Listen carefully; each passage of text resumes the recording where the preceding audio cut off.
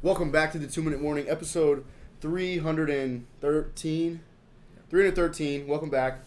Today we're going to be looking at why the Buffalo Bills will not be winning this Super Bowl. Sorry to you Buffalo fans, but before we get into that, question of the day.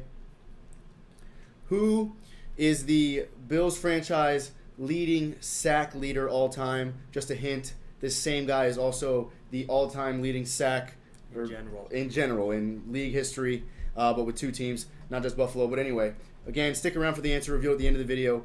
But let's get right into it. Jay, this Buffalo team seems to be super hot. Yeah. So why do we think that they're not going to win the Super Bowl this year? Yeah, and before we even go into the point, I know about 19,000 of you are probably going to say we're idiots for saying the Buffalo Bills stand no chance. And just to be honest, we are pretty bullish on the Buffalo Bills in general and do think they're a great team. Obviously, they wouldn't have been this far if they make it to the AFC Championship.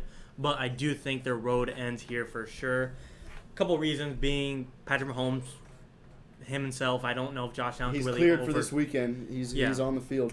I don't know if Josh Allen can just overcome him yet. Yes, Josh Allen is in MVP talks this year. Yes, he's a dark horse MVP. Yes, he might even deserve MVP. But are we really going to say he's better than Patrick Mahomes and he can really outplay him just yet? And I'm going to say he definitely can't. I think Sean McDermott is a great coach, along with Brian Daboll and the offensive coordinator. But are we really going to say they're a better coach than Andy Reid and Eric Bieniemy? I am not.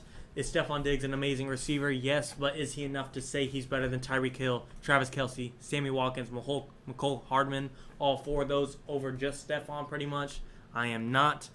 Backfield, non-existent, and Le'Veon Bell, Clyde Edwards-Helaire, I'm sure he's still out, but also Darrell Williams is doing well as filling Clyde Edwards-Helaire's spot. So I think the Chiefs' backfield, Chiefs' receiving core, Chiefs' coaching staff, Chiefs' offense in general, along with quarterback, is just better than the Bills. Yes, the Bills have talent, like I said, or else they wouldn't be here. Quarterback's amazing, one of the best receivers in the league, and arguably the best in Stefon Diggs. He's not my number one, but a lot of people have him up there. Just that dog mentality is what takes Stefon so far.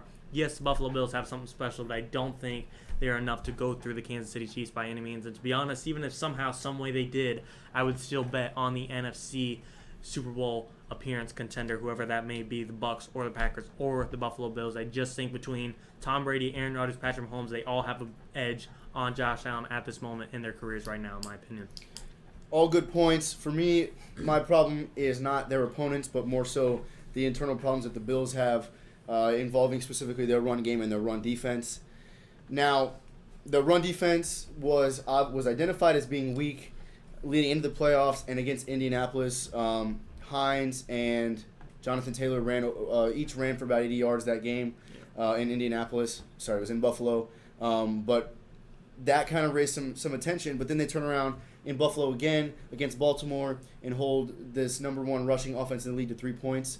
So that's inconsistent, but I don't have faith in their run defense. Even with Clyde Edwards-Helaire out, Darrell Williams looked pretty good against Cleveland.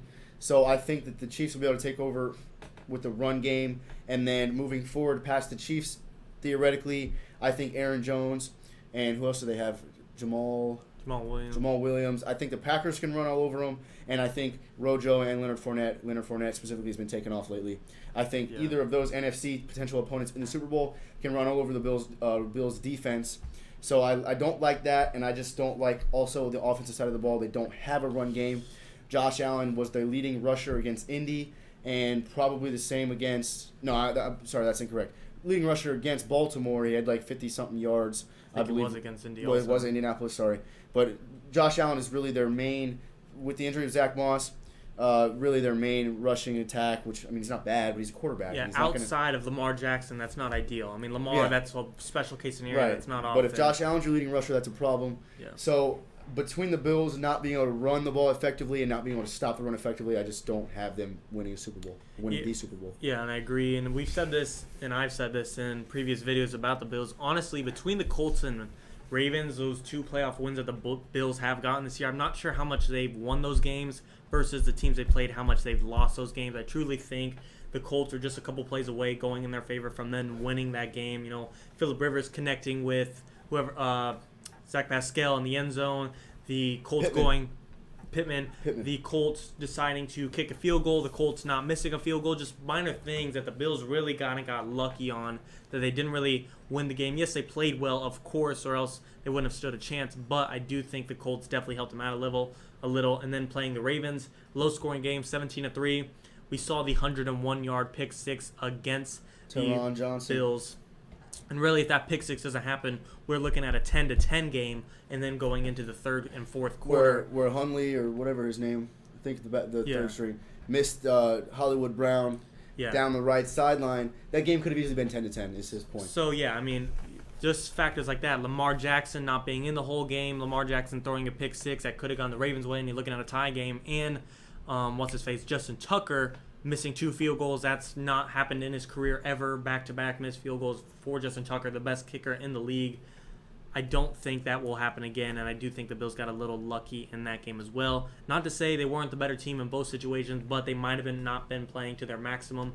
And to me, you stand no chance against the Chiefs if you're relying on them to mess up a little bit. Yeah. You're gonna have to play your absolute best. And the Bills, while they still can, I think the Chiefs at their best are better than the Bills. Now, of course, you already mentioned it. Everyone knows what the Bills do have is Josh Allen. I think is a great quarterback, regardless of what we're saying about him. And I think the Diggs-Allen connection is top of the league. Lethal. Right up there with, of course, Tyreek and Mahomes on their side of the ball, and then the other conference between Aaron Rodgers and Devontae Adams. You can make a great argument that Allen and Diggs is at the top of the list, but there's a lot of debate there. But Patrick Mahomes has a toe injury that was making him limp around even when he was in the game. Yeah, to be honest, after the concussion, they were more worried about the toe injury than the head So you're going to injury. have a Patrick Mahomes that is possibly ill-advised, cleared himself to play this weekend, has an injured toe. Can that be a factor? Yes.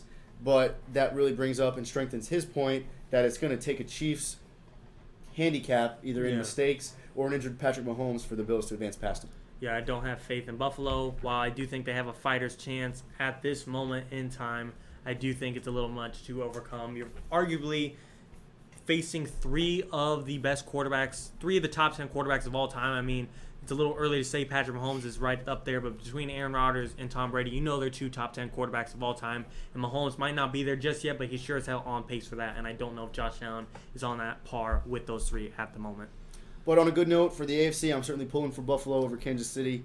Yeah, so, again, despite our take here, I'm rooting for Buffalo. Same here. All right, that's all for the video. Question of the day, your answer is Bruce Smith. He is the NFL all-time sack leader. Was with the Bills for a large portion of his career, but also got some of those sacks with Washington. So, again, Bills leading sack leader Bruce Smith, also league sack leader